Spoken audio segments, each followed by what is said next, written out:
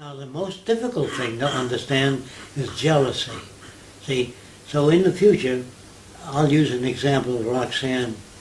If Roxanne fell in love with a younger guy than me, or an older guy than me, there's nobody older than me. Fell in love with a younger or older guy, if that's what she wants, it means that I'm not meeting her needs.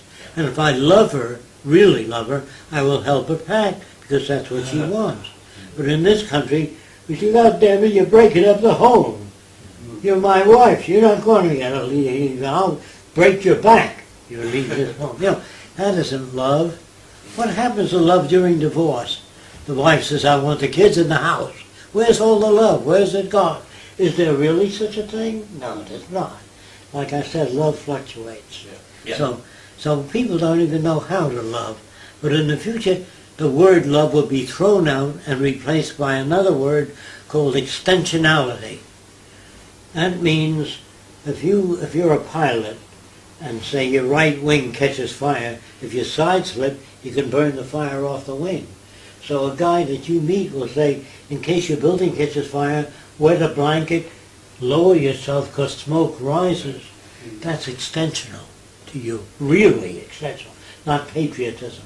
I swear to uphold the Constitution. That is not any measure of patriotism. Patriotism and love is what you do to extend another person's mind or life. A girl is flattered today by you give her jewelry. She says, oh, how wonderful, you shouldn't have done that. Then take it back and see what happens. So it's all a bullshit world. So I'm saying, you know what extensionality means? A person that can extend your ability to understand the world you live in. That's real love. So I say, I don't say, I think I try to give everybody the best information I have, unless it's commercial. The guy says, in your helicopter, I notice you don't have an anti-torque propeller. You know what that means? When a helicopter blade goes around, the body tends to turn the other way. So they have a propeller in the back that keeps it straight. But if they say to me, your helicopters don't have that, how come? I don't tell them, because that could be a commercial product. I don't want them to come to my meetings just to take all the wonderful ideas, patent them. That's what they did to me in the past. They used to come up to my table at the aircraft factory, watch what I was working on, and take out patents on it. Do you understand? They had no conscience. That's competition. Well, it's crude, I thought, and cruel. And the aircraft company owns everything you think of. Did you know that? When I go to work for Douglas and invent new things, they own everything I think of. And if some guy makes a new carburetor in his garage and sells it to General Motors, they say, and now General Motors brings you, like General Motors did. Yeah. Do you understand what I'm saying? Okay. So inventors in the future will be taken care of like everybody else. They'll live well, drive the best cars the country knows how to turn out. There'll be no junk equipment that breaks down.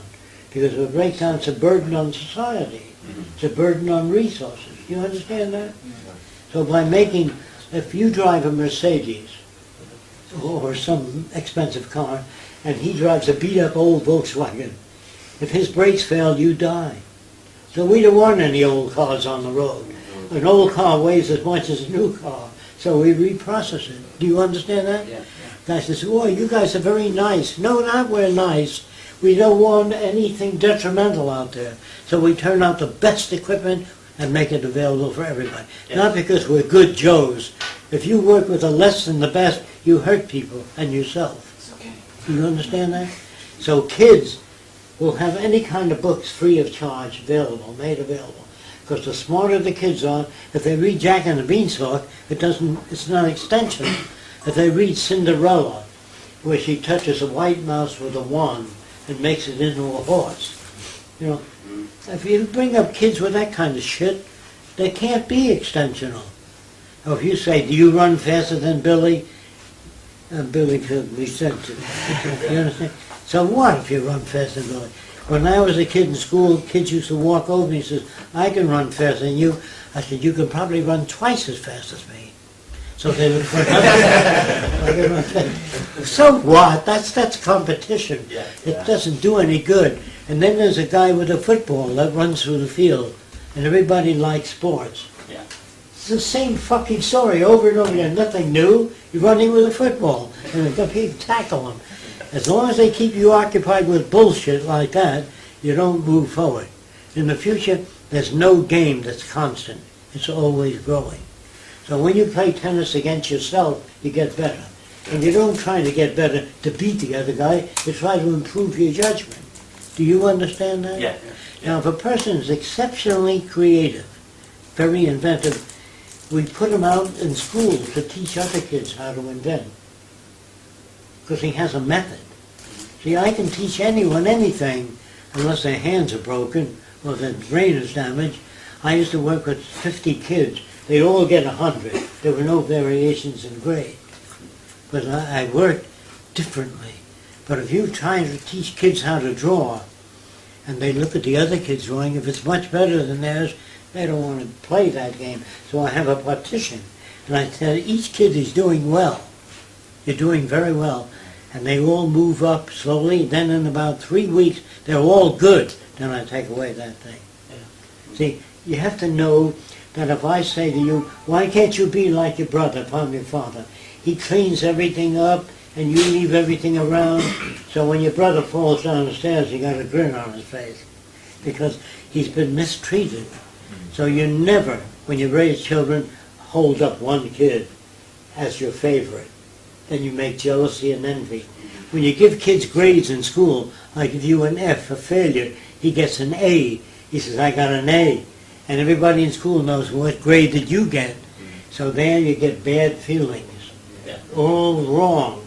You never grade people. You upgrade those that are behind. Yeah. You use the kids that know how to do things faster. Now, if you ask people, how do you become creative? They don't know. We know. Yeah. So we make everybody creative.